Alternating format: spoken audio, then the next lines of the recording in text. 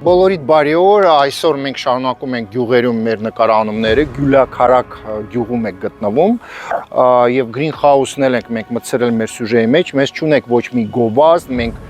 ընդհանրապես 8 տարում չի եղել տես դեպք, որ գոնե մի հատ դրամ վերցնեմ ինչ-որ հյուրանոցից կամ օբյեկտից, անվճար ենք դա անում։ Տեսեք, ես ասել եմ դրա մասին, որ նոր ոճի մեջ է մտնում այն հասկացողությունը, որ ամեն մի հատ մարդ, ովքեր ապրում են ընդհանրապես բոլոր մեր ընկերները Հայաստանում, մեծամասնությամբ չգիտեն Հայաստանը եւ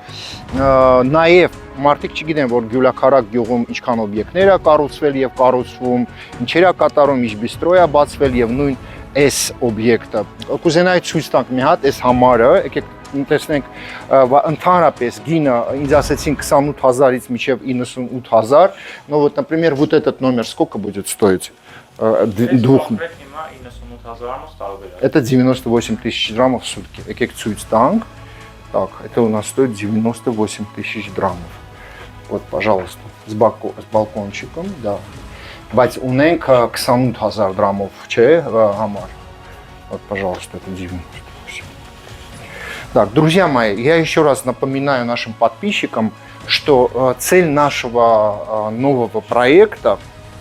цель нашего видеоканала, да,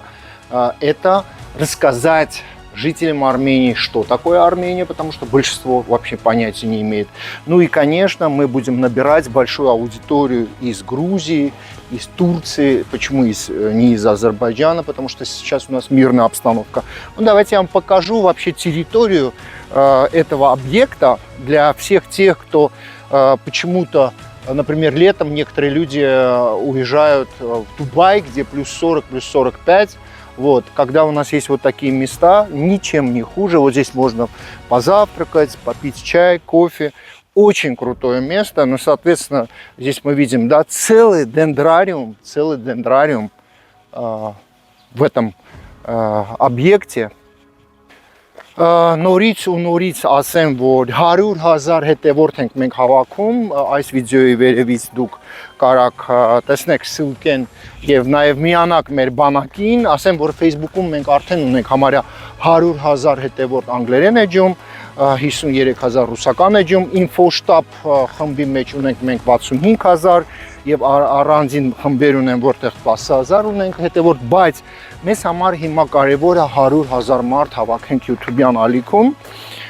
եւ դրանից հետո հերոստալիկ բացենք։ Սա է մեր պայմանը եւ ինձ թվում է մենք կարանք հասնենք այս արդյունքին, բայց վերադառնանք Գյուլաքարակ գյուղը։ Ասեք այն մեր ծնողները, ովքեր փոքրիկների հետ են գալիս, ինձ թվում է այս տարածքը ձեզ համար է։ Հաստատ ձեր երեխեքա շատ ուրախ են լինելու։ Նորից ու նորից ուզում եմ բոլորդ ֆիքսենք, որ մենք չենք ճարանչում մեր երկիրը, մենք ընդհանրապես չենք պատկերացնում ինչ քանակի օբյեկտներ են կառուցվել եւ կառուցվում ոչ թե մենակ կառավարության կողմից, այլ առանձին անձնավորությունները, ովքեր իրենց գումարներն են ծախսում եւ այս օբյեկտը, կոնկրետ այս օբյեկտը ես առաջի անգամ եմ գալիս այդտեղ ու հավատացեք, որ ես ընդհանրապես ոչ թե զարմացած եմ, այլ շոկի մեջ եմ։ Բարև ձեզ, խոսքը այս տարածքի մասին է գնում, այստեղ կարան հարսանիքներ անեն, ծննդյան օրեր եւ այլն։ Նորից եմ կրկնում, որ այս ոճի տարածքում, որը մենք տարածելու ենք ընդհանրապես այս ոճը, դրա մասին է, որ ամեն մի մարդ կարա գումար աշխատի բյուջեի համար, երկրի համար, ոչ թե հույս պահի